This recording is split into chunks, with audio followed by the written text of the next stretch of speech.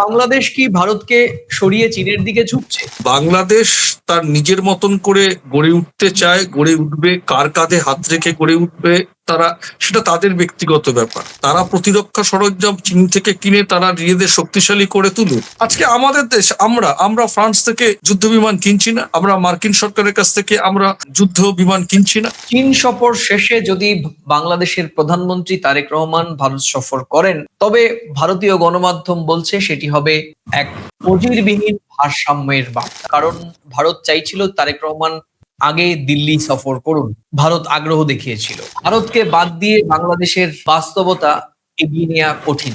বাংলাদেশের প্রধানমন্ত্রী তারেক রহমান এই মুহূর্তে সরকারি সফরে চীনে, আর এই একটি সফর ঘিরেই প্রশ্ন উঠেছে অনেক। ঢাকা কি দিল্লিকে পাশ কাটিয়ে বেজিং এর দিকে ঝুঁকছে, নাকি এটা শুধুমাত্রই দেশটির অর্থনৈতিক বিনিয়োগ এবং পরিকাঠামোগত সফর? ভারত এই সফরকে কিভাবে দেখছে? বাংলাদেশের গণমাধ্যম এই সফরকে কিভাবে ব্যাখ্যা করছে? আর সবচেয়ে বড় প্রশ্ন, চীন সফর শেষে কি তারেক রহমান ভারত সফরে আসবেন? প্রিয় দর্শক, আপনারা দেখছেন প্রথম কলকাতার প্রাসঙ্গিক প্রসঙ্গে আজকে এই প্রশ্নের উত্তরগুলো খুঁজবার চেষ্টা করব আমি, সুব্রত আচার্য, এবং সঙ্গে প্রথম কলকাতার ডেপুটি এডিটর, সাংবাদিক বিশ্লেষক পরমাশিস খোসরায়। পরমাশিস খোসরায়, তোমাকে প্রথম কলকাতার স্ক্রিনে স্বাগত।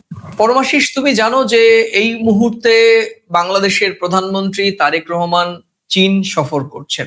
এই চীন সফর ঘিরে বেশ কয়েক মাস ধরেই বাংলাদেশ এবং ভারতের গণমাধ্যম জুড়ে নানা রকমের ক্রিয়া প্রতিক্রিয়ামূলক শিরোনাম দিয়ে খবর প্রকাশিত হচ্ছে বা হয়ে চলেছে। তুমি একজন আন্তর্জাতিক সম্পর্ক নিয়ে কাজ করো, বিশেষ করে ভারত বাংলাদেশের সম্পর্ক নিয়েও কাজ করো। সেই দৃষ্টিকোণ থেকে বাংলাদেশের প্রধানমন্ত্রীর এই চীন সফরকে কিভাবে দেখছো? দেখো, এই প্রসঙ্গে কথা বলতে গিয়ে তোমাকে আমি একটা ছোট উদাহরণ দিই। আমরা গতকাল তারাতলায় যে গুদামে ধসে বহু মানুষ প্রাণ হারিয়েছেন, প্রায় 4-5 জন মানুষ প্রাণ হারিয়েছেন, অনেক মানুষ হাসপাতালে চিকিৎসাধীন রয়েছেন, কলকাতার SSKM হাসপাতালে। গতকাল ওখানকার পুলিশের আধিকারিকরা আমাদের যখন সাংবাদিকদের বলছিল যে আপনারা সংবাদ সংগ্রহ করবেন, সেটা যেমন আপনাদের কাছে প্রায়োরিটি, এটা আপনারা বুকে হাত রেখে বলুন এই মুহূর্তে উদ্ধার কাজটা তো আগে বছর বেশি প্রায়োরিটি, তাই নয় কি? তো সেই জায়গা থেকে বাংলাদেশের বর্তমান প্রধানমন্ত্রী তারেক রহমান সাহেব তার দেশের উন্নয়নের জন্য সব দিক থেকে, আর্থিক উন্নয়ন, ডেভেলপমেন্ট, তিস্তা ব্যারেজ, যে কোনো ক্ষেত্রে সে তো তার দেশকে একটা উন্নয়নমূলক বিষয়ে একটা দেশে সে যেতেই পারে। যাওয়াটা কি কোনো অবাঞ্ছিত তো বিষয় নয়। সেটা গণমাধ্যম কিভাবে ব্যাখ্যা করবে, ভারতের গণমাধ্যম কিভাবে ব্যাখ্যা করবে, বা বাংলাদেশের গণমাধ্যম কিভাবে ব্যাখ্যা করবে, সে ব্যাখ্যা করার বিষয়টা একেবারে তাদের ব্যাপার। বাস্তব সত্য যেটা হচ্ছে, আজকে যদি তারেক রহমান সাহেব চীন থেকে সফর শেষে ভারত সফরে আসেন, তখন তো আরেক রকম ভাবে ব্যাখ্যা হবে। আমরা ইরান ইসরায়েল যুদ্ধের সময় আমরা দেখেছি তো যে ভারত ডিজেল দিয়েছে বাংলাদেশ, তখন বাংলাদেশের গণমাধ্যম বা আমাদের দেশের গণমাধ্যম কি ব্যাখ্যা দিয়েছে? বাস্তবতা হচ্ছে দেশের উন্নয়ন, বাস্তবতা হচ্ছে পাশে থাকা, বাস্তবতা হচ্ছে সবার সঙ্গে সংযোগ, স্থিতিশীলতা, একটা সৌহার্দ্যপূর্ণ সম্পর্ক, দ্বিপাক্ষিক সম্পর্ককে এগিয়ে নিয়ে যাওয়া। আমরা বাংলাদেশে একটা বর্তমান বাংলাদেশের সাধারণ মানুষের দেওয়া ম্যান্ডেট দেওয়া একটা সরকার, তার আগে 18 মাসের অন্তর্বর্তী সরকার ছিল, এবং তার আগে আওয়ামী লীগের যে সরকার ছিল তাদের পতন দেখেছে। বাংলাদেশের মানুষ সবটাই বাংলাদেশকে তারা সেইভাবে গড়ে তুলেছেন, ইতিহাস তাই বলে। সেই জায়গা থেকে বাংলাদেশের প্রধানমন্ত্রী সে দেশের মানুষকে ম্যান্ডেট পেয়ে বাংলাদেশের প্রধানমন্ত্রী হয়েছেন, এবং তার যে মূল স্লোগান ছিল সবার আগে বাংলাদেশ, তা সবার আগে বাংলাদেশ গড়ার কাজে উনি পৃথিবীর যে কোনো দেশেই যেতে পারেন। যখন ভারতে আসবেন তখন ব্যাখ্যাটা কিভাবে হবে? ভারত বিষয়টাকে পর্যবেক্ষণ করবে, সে তার প্রতিবেশীর সঙ্গে দ্বিপাক্ষিক সম্পর্ককে এগিয়ে নিয়ে যাওয়ার জন্য চরম বাস্তবতায় যতটা পাশে থাকার দরকার ততটা যেমন অতীতে ছিল, মাঝেও ছিল, আজও আছে। তো ব্যাখ্যা যাই হোক, বাস্তবতা হচ্ছে দেশের মানুষকে একটা উন্নয়নশীল দেশ গড়ে দেওয়ার কাজে যে কোনো প্রান্তেই সে যেতে পারে। সেটা ব্যাখ্যা কি হবে সেই ব্যাখ্যার জন্য তো উনি বসে থাকতে পারেন না। বা ভারতবর্ষের প্রধানমন্ত্রী যখন আমেরিকায় যায়, ভারতবর্ষের প্রধানমন্ত্রী যখন পৃথিবীর বিভিন্ন আবুধাবিতে যায়, তো এটা তো অনেকে অনেক রকম ব্যাখ্যা করতে পারে। দেশের উন্নয়নের স্বার্থে সব জায়গায় খোলা পথ, সহজ পথ, এগিয়ে যাওয়া ত্বরান্বিত থাকবে, এটাই সাধারণ মানুষের কাম্য, এবং সাধারণ মানুষ চায় তার দেশের উন্নয়ন হোক, তারা ভালো থাকুক। তো তারেক রহমানের এই সফরকে আমি অবশ্যই একটা পজিটিভ অ্যাঙ্গেল থেকেই দেখবো, এটা আমার বিশ্বাস। দেখো পরমাশিস, চীনের বিদেশ মন্ত্রক জানিয়েছে প্রধানমন্ত্রী লি সিয়াং এর আমন্ত্রণে তারেক রহমান 24 জুন থেকে 26 জুন এই চলমান যে সরকারি সফর সেটি করছেন। অর্থাৎ সফরটি নিছক সৌজন্য নয়, সরকারের আমন্ত্রণ এবং উচ্চ পর্যায়ে। এবং একই সঙ্গে তুমি এটা জানো যে এই প্রথম বাংলাদেশের ক্ষমতার ভার গ্রহণ করার পর দেশটির প্রধানমন্ত্রী বিদেশ সফর করছেন। ভারতীয় গণমাধ্যমের একটা বড় অংশ এই সফরকে একটু অন্যভাবে দেখছে, যেটি আমি শুরুতেই প্রশ্ন তুলেছিলাম যে ভারতীয় গণমাধ্যম ঠিক কিভাবে দেখছেন। হিন্দুস্তান টাইমস লিখছে, তারেক রহমান তার প্রথম বিদেশ সফরের ক্ষেত্রে ভারতকে পাশ কাটিয়ে মালয়েশিয়া ও চীনকে বেছে নিয়েছেন। তাদের ব্যাখ্যায়, অর্থাৎ পত্রিকাটির ব্যাখ্যায়, এর মধ্য দিয়ে বাংলাদেশের নতুন বিদেশ নীতির অগ্রাধিকারের ইঙ্গিত রয়েছে। আবার একই সঙ্গে আমাদের আরেক জনপ্রিয় গণমাধ্যম এনডিটিভি লিখছে, তারেক রহমানের প্রথম বিদেশ সফর নিয়ে দিল্লি ও বেজিং এই দুই জায়গাতেই আগ্রহ তৈরি হয়েছে। অর্থাৎ ভারত এই সফরকে শুধু ঢাকা বেজিং সম্পর্ক হিসেবে দেখছে না, বরং দক্ষিণ এশিয়ার শক্তির ভারসাম্যের চোখেও দেখছে। কিন্তু পরমাশিস, বাংলাদেশের দিক থেকে ছবিটা কি একটু আলাদা। আরেক জনপ্রিয় দৈনিক দ্য ডেইলি স্টার, তারা বলছে 2024 সালের রাজনৈতিক পরিবর্তনের পর বাংলাদেশে বিনিয়োগ ও পরিকাঠামোর অর্থায়নের ধীরগতি দেখা গিয়েছিল। সেই জায়গা থেকে তারেক রহমান চীন সফরের বড় লক্ষ্য চীনা বিনিয়োগ, পরিকাঠামোতে অর্থায়ন এবং নতুন একটি অর্থনৈতিক সহায়তা চাইছে বাংলাদেশ। বাংলাদেশের আরো একটি রিপোর্টে বলা হচ্ছে যে ঢাকা বেজিং এর মধ্যে 15 থেকে 17টি দ্বিপাক্ষিক নথি স্বাক্ষরিত হওয়ার সম্ভাবনা রয়েছে। এর মধ্যে সমঝোতা স্মারক, চুক্তি, কর্মপরিকল্পনা এবং প্রোটোকল এগ্রিমেন্ট থাকার সম্ভাবনাও প্রবল। তিস্তা প্রকল্প নিয়েও আলোচনা হতে পারে বলেও বাংলাদেশের পররাষ্ট্র মন্ত্রণালয়ের একাধিক সূত্র বাংলাদেশের বিভিন্ন গণমাধ্যমকে নিশ্চিত করেছে। আর এখানেই পরমাশিস ভারতের দিক থেকে চরম অস্বস্তির বিষয় বলে মনে করছেন এই ঢাকা দিল্লি সম্পর্ক নিয়ে যে সমস্ত রাজনৈতিক বিশ্লেষকরা কাজ করেন তাদের একটি বড় অংশ। কারণ তুমি এটা জানো যে বাংলাদেশ যদি চীনের কাছ থেকে সেতু, বন্দর, বিদ্যুৎ, শিল্পাঞ্চল বা নদী প্রকল্পে বিনিয়োগ নেয়, তা দেশটির অর্থনৈতিক বিষয় ঠিক, কিন্তু সেই সম্পর্ক যদি প্রতিরক্ষা, বন্দর, তিস্তা বা ভারতের উত্তর পূর্বাঞ্চলের কাছাকাছি কৌশলগত প্রকল্পে যায়, তাহলে দিল্লি স্বাভাবিকভাবেই বিষয়টি নিয়ে সতর্কতা অবলম্বন করতে পারে। দ্য টাইমস অফ ইন্ডিয়া এই সফরের পরিপ্রেক্ষিতে বাংলাদেশে সম্ভাব্য চীনা যুদ্ধ বিমান কেনা এবং তিস্তা প্রসঙ্গে গুরুত্ব দিয়েছে। টাইমস অফ ইন্ডিয়ার একটি খবরের বিশ্লেষণ বলছে যে বাংলাদেশের সম্ভাব্য চীনা যুদ্ধ বিমান কেনা এবং তিস্তা প্রসঙ্গকে বাংলাদেশ চীন সফরে গুরুত্ব দিয়েছে। যদিও চূড়ান্ত প্রতিরক্ষা বিষয়ে চুক্তির বিষয়টি বাংলাদেশের সরকারের পক্ষ থেকে বলা হয়নি। তাহলে প্রশ্ন, বাংলাদেশ কি ভারতকে সরিয়ে চীনের দিকে ঝুঁকছে? সঙ্গতভাবে এই প্রশ্নটি সামনে এসেছে। তুমি কিভাবে দেখছো পরমাশিস? দেখো, সরকারের তরফ থেকে কিছু বলা হয়নি, বিভিন্ন গণমাধ্যম বিভিন্ন ব্যাখ্যা দিচ্ছে, বিভিন্ন প্রশ্ন তুলছে, সেটা তুলতেই পারে। বিষয়টা হচ্ছে, বাংলাদেশ যদি চীনা বিমান কেনে প্রতিরক্ষা তার সরঞ্জামকে শক্তিশালী করার জন্য, করুক না, অসুবিধে কোথায়?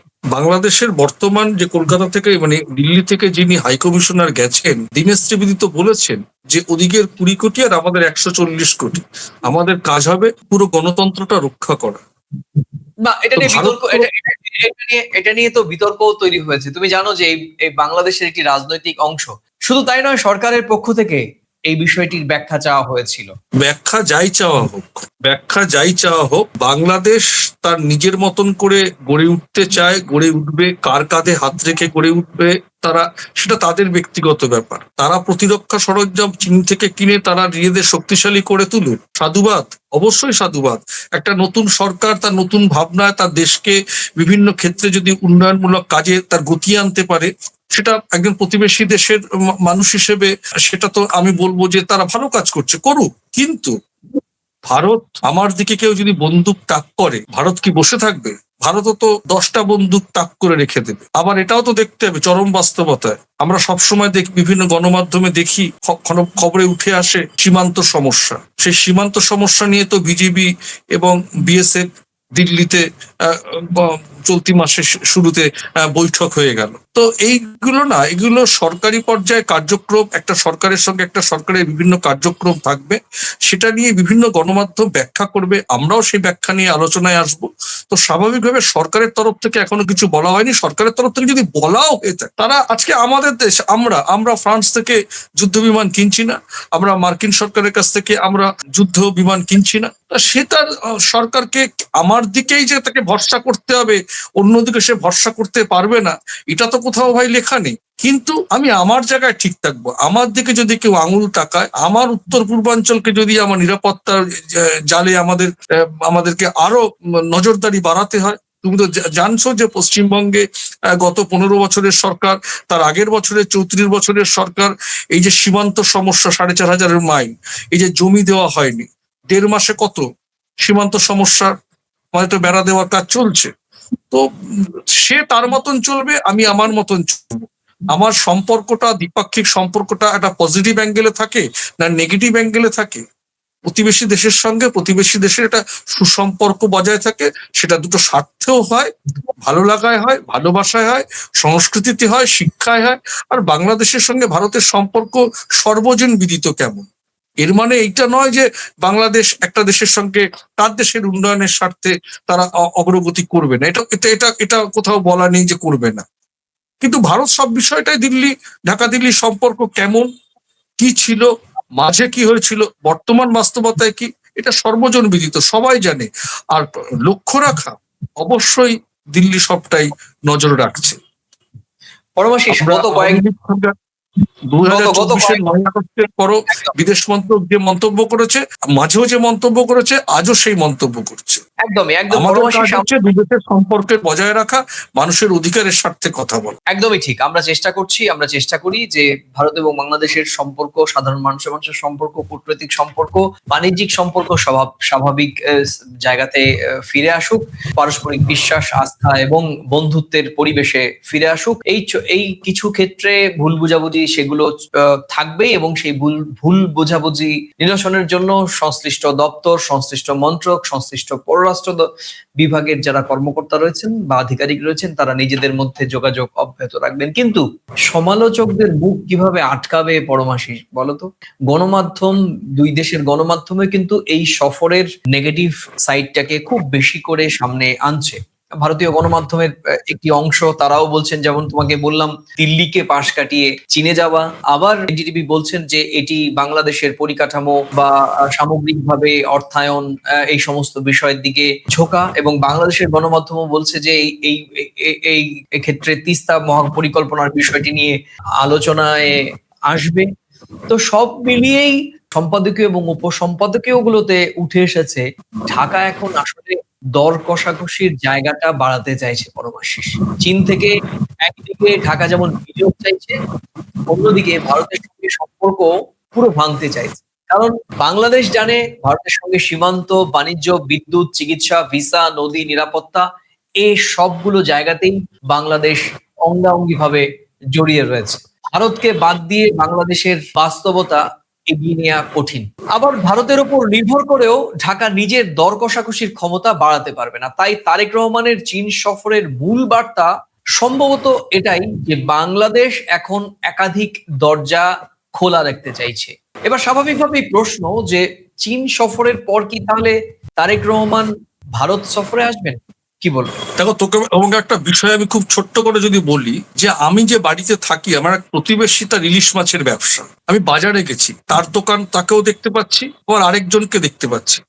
ও আমার প্রতিবেশীর কাছ থেকে আমি বাকিতে কিনতে পারি, উনিও বলছে বাকিতে দেবে, কিন্তু আমি দরটাকে একটু দেখে নেব না? এতে অন্যায় কোথায়? ভৌগোলিকগতভাবে, অবস্থানগতভাবে ভারতকে এড়িয়ে বাংলাদেশ চলতে পারে না, এটাও যেমন সত্যি। কিন্তু চরম বাস্তবতায় তারা যদি কোনো সুযোগ একটু বেছে নেয়, ভারত ফ্রান্স থেকেও বিমান কিনতে পারে, ভারত রাশিয়া থেকেও বিমান কিনতে পারে, ভারত মার্কিন যুক্তরাষ্ট্র থেকেও বিমান কিনতে পারে। একটু দেখে নেবে না?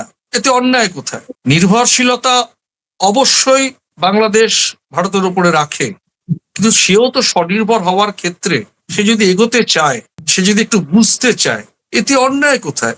এতে আমি মনে করি সমালোচকদের কাজটা, সমালোচক কাকে বলা হচ্ছে? যিনি সমালোচনা করছেন, ডেফিনেশনই তার সমালোচনা করা। আর গণমাধ্যমগুলো, সরকারি গণমাধ্যমের একটা দৃষ্টিভঙ্গি থাকে, আর বেসরকারি গণমাধ্যমের একটা কোনটা আমার খাবে, বাজারিকরণ কোনটা করা যাবে। তো স্বাভাবিকভাবে সমালোচনা থাকবে, আলোচনা থাকবে, বাস্তবতা থাকবে। সরকারি কার্যক্রমে আমরা নজর রাখবো, মানুষের অধিকার লঙ্ঘিত হচ্ছে কিনা দেখবো, সম্পর্ক বজায় হচ্ছে কিনা দেখবো। আবার আমি নজরদারিও রাখবো, আমার নিরাপত্তার কথা আমি ভাববো। আমার নিরাপত্তার কথা যদি আমি ভাবি, তুমি তোমার নিরাপত্তার কথা ভাববে না? আমি যদি সস্তায় জিনিস কেনার চেষ্টা করি, তোমার সস্তায় জিনিস তুমি কেনার চেষ্টা করবে না? এটা শুধু ভারতের গণতন্ত্র না, গোটা বিশ্বের গণতান্ত্রিক প্রক্রিয়ায় যদি তুমি দেখো, সকলের কিন্তু স্বনির্ভর হওয়ার অধিকার আছে। এবং শুধু তাই নয়, সকলকে পাশে নিয়ে চলার অধিকার আছে। আমি এটাকে একটা পজিটিভ অ্যাঙ্গেলই দেখব। বেশ, কিন্তু ভারত সফরে আসবেন কিনা, আসছেন কিনা বাংলাদেশের প্রধানমন্ত্রী তারেক রহমান, সেটি পরিষ্কার হলো না তোমার বক্তব্যে। কিন্তু আমি পরিষ্কার করে দিচ্ছি, উনি তো আসবেন। তুমি বলো কি আমার কাছে কি খবর আছে? না, খবর নেই, আমার অভিজ্ঞতা বলছে অবশ্যই আসবেন। ওনার লোকজন তো আসা শুরু করে দিয়েছেন, অবশ্যই আসবেন, অভিজ্ঞতা বলছে। বেশ, কিন্তু পরিষ্কার করে এখনো পর্যন্ত কোনো তারিখ, সময়, কোনো সম্ভাবনা সেটি এখনো পরিষ্কার করা হয়নি। এনডিটিভি রিপোর্ট বলছে যে ভারতীয় নেতৃত্ব আগেই বাংলাদেশের নতুন সরকারের সঙ্গে যোগাযোগ বাড়িয়েছিল, কারণ ভারত চাইছিল তারেক রহমান আগে দিল্লি সফর করুন। ভারত আগ্রহ দেখিয়েছিল, কিন্তু শেষ পর্যন্ত কোথাও একটা কমিউনিকেশন এরর হওয়ার কারণে সম্ভবত দিল্লি সফরের বিষয়টি তারেক রহমান এড়িয়ে গিয়েছিলেন বলে ভারতের বেশ কিছু গণমাধ্যম। আমি তো কালকে একটা গণমাধ্যমে দেখছিলাম যে আবার তো ভারত থেকে তো রেলওয়ে কোচ যাচ্ছে বাংলাদেশে। এটাই তো বাস্তবতা। এগুলো অব্যাহত রয়েছে। এই 2024-এর পর এত চড়াই উচ্চাই হওয়ার পরও তো বাণিজ্যিক সম্পর্ক কখনো নিচের দিকে যায়নি, বরং উপরের দিকেই গিয়েছিল। সেটি বাস্তবতা। বাংলাদেশকে তাদের পণ্য দিতে হবে। বাংলাদেশও তাদের নিজের স্বার্থে টাকা দিয়ে ভারতীয় পণ্য কিনতে হবে। যতই বাংলাদেশের অভ্যন্তরে ভারত বিরোধিতা থাক, এগুলো দৈনন্দিন প্রয়োজন, যা রাজনীতির ঊর্ধ্বে। এটা আমি ব্যক্তিগতভাবে একজন সাধারণ মানুষ হিসেবে বলতে পারি। মূল প্রসঙ্গে ফিরছি, পরমাশিস। চীন সফর শেষে যদি বাংলাদেশের প্রধানমন্ত্রী তারেক রহমান ভারত সফর করেন, তবে ভারতীয় গণমাধ্যম বলছে সেটি হবে এক নজিরবিহীন ভারসাম্যের বার্তা। আর না হলে দিল্লি এই সফরকে নিয়ে তার মধ্যে থাকা সন্দেহের আগুন আরো দাউ দাউ করে জ্বলবে। তোমাকে অনেক ধন্যবাদ। এই প্রশ্ন রেখেই আজকের মতো শেষ করব, শুধু কয়েকটি কথা বলে। তারেক রহমানের চীন সফর ভারতের বিরুদ্ধে সরাসরি কোনো বার্তা নয়, কিন্তু ভারতের জন্য এটি একটি নিশ্চিতভাবে সতর্কবার্তা। দিল্লিকে বুঝতে হবে, নতুন বাংলাদেশকে পুরনো ছকে মাপলে কোথাও ভুল হবে। আর ঢাকাকেও বুঝতে হবে, চীনের টাকা দরকার হতে পারে, কিন্তু ভারতের সঙ্গে স্থিতিশীল সম্পর্ক বাংলাদেশের বাস্তব প্রয়োজন। বাংলাদেশ চীনে গেলেই ভারত হেরে যায়, এই বিষয়টি এত সহজ নয় বলেই আমরা মনে করছি। কিন্তু ভারত যদি বাংলাদেশকে নতুন চোখে না দেখে, তাহলে দক্ষিণ এশিয়ার অঙ্ক দিল্লির জন্য আরো কঠিন হবে বলেই মনে করছেন ওয়াকিবহাল মহল। আজ এ পর্যন্তই। আবার দেখা হবে নতুন কোনো প্রাসঙ্গিক প্রসঙ্গ নিয়ে। ততক্ষণ ভালো থাকুন, সুস্থ থাকুন, সবাই নিরাপদে থাকুন। আর হ্যাঁ, এই মন্তব্যের বা এই বিশ্লেষণের কোন অংশের সঙ্গে আপনারা সহমত, বা কোন অংশের সঙ্গে আপনারা ভিন্নমত, বা আপনাদের নিজস্ব কোনো মন্তব্য রয়েছে কিনা, মন্তব্যের কলামে লিখে জানাতে ভুলবেন না। নমস্কার। নমস্কার।